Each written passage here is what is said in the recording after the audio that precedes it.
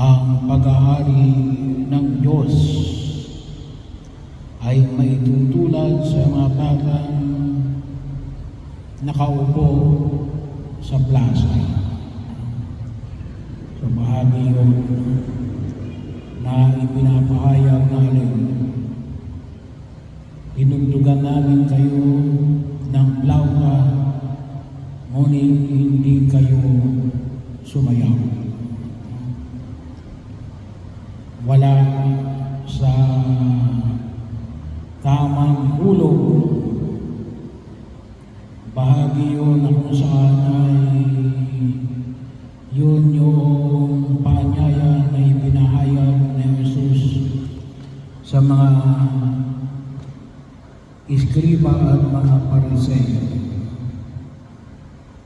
Ang karunungan ng Diyos ay napapatunayan tama sa pamagitan ng kanyang mga gawa. So doon talaga natin makita, nasa uli. Kailang sabi mo natin, sana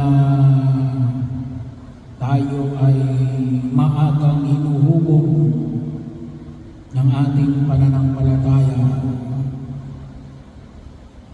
Nakakalungkot na may mga taong ang nais nila alin sumang-ayon sa kanilang isip ang pananampalataya.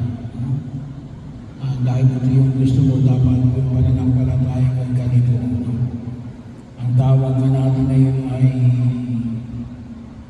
faith by convenience. Kapag mo ginagawa ito, convenient lang sa akin. Hindi pananampalataya para sa iyo yan. Yung pananampalataya, convenient ka man o hindi, gagawin mo.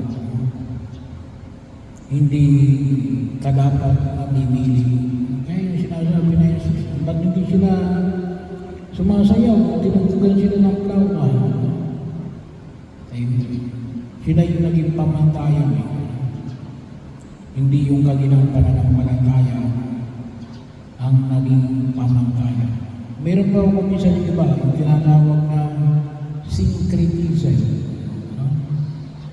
Tayo ay kumukuha ng mga bagay na sa tingin lang natin ay tama. Yun ay syncretism. Kung minsan may halong may pananampalataya, pero kung minsan ay alin, ay kung tawagin natin ay yung pamahigin.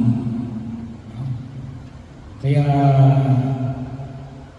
bahagi yun ang saan ay kinakailangan natin pag-ingatan. Ano pa?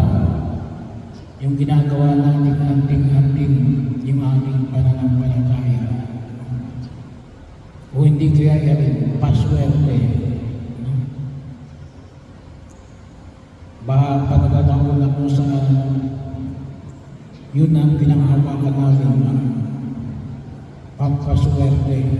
Hindi mo pananampalataya. Ang tawag na ulit niya din ideology. Diyos-Diyosan. Kaya mag-ingat po tayo. Pagkat kuminsan, sabi nga natin na pagkakaiba lamang ngayon ay nakikita mo lamang sa manipis na dahilan.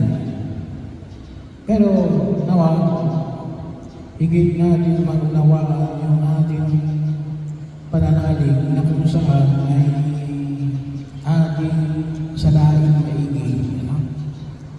Kapag katulad din ng ginawa ni Jesus, ginagawag natin check and balance sa mga nananalig sa Kanya, ay pinapaalala niya na baka yung ating pananampalataya ay isang pananampalataya pinili lamang kung ano ang susundin natin. No? Kaya bahagi yun na pagnilay-nilayan natin sapagkat may mga pamantayan na binabasihan ang ating pananampalataya. At ang pananampalataya na yan ay paglulog ng pagdilig ka sa ating higit sa lahat para sa buhay na darating. Hindi ho sa buhay lamang dito sa daigdig na ito. Hindi lamang para sa conveniente natin. Hindi ho convenience store ang ating pananampalataya. Pagkakataon din ho, kasi sabi nga ho natin, kinakailangan natin na ilagay sa tamang pagkilos yung ilang mga gawain natin sa daigdig na ginagalawan natin. At tanong natin sa ating sarili, no? Baka mamaya yung ating pagsunod sa kalooban ng Diyos ay isang pagsunod lamang ng alin ay depende lamang sa ating sarili kakayanan. No?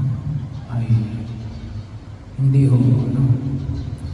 Ay kinakailangan sa una pa lamang ma-check na, no? Kasi kahit na sa mga naglilingkod sa simbahan, no? Hindi, naglilingkod lang ako no? Naglilingkod lang kung ano yung kung kailan lang yung gusto ko. Pwede yun. Pero kapag sumali kayo sa mga organisasyon pang simbahan, iba na yun. No? May pamantayan na kinakailangan kang sundin. Pagkakataon, kung hindi mo kaya sundin, huwag kang papasok. No? Kasi hindi mo pala kaya sundin. Bakit? Ay sisirain mo yung organisasyon na sasalihan mo. At kuminsan, yung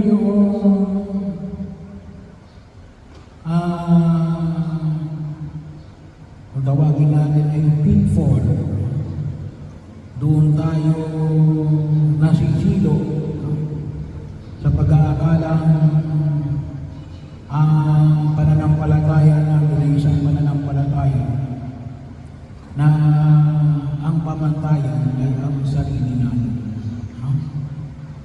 Ay kinakailangan natin bigyan ng higit na pagninilay. No? Ang kinakailangan natin ang pagtitig. Siguro sa una, no?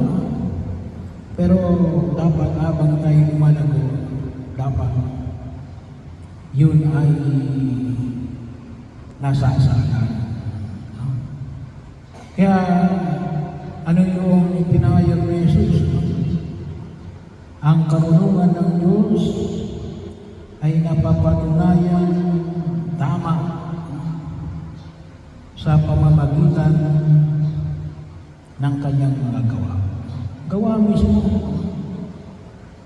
Hindi kaisipan at hindi lamang salita. No? May prueba. Yung nabanggit na pagkilos at masasabi natin na ito yung karunungan